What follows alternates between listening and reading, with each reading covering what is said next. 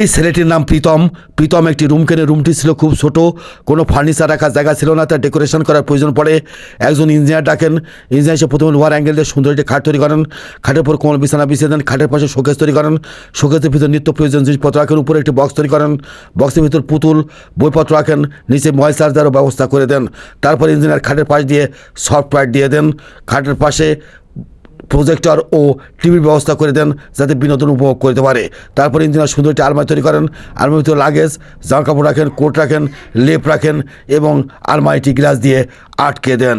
তারপরে ইঞ্জিনিয়ার খাটে ওঠার জন্য সিঁড়ি তৈরি করেন। সিঁড়িতে ড্রয়ার তৈরি করেন। নিত্য প্রয়োজন জিনিসপত্র রাখেন। ড্রয়ার সিস্টেমের একটি টেবিল তৈরি করেন। টেবিল উপর ল্যাপটপ রাখেন যাতে প্রীতম ল্যাপটপে কাজ করতে পারে।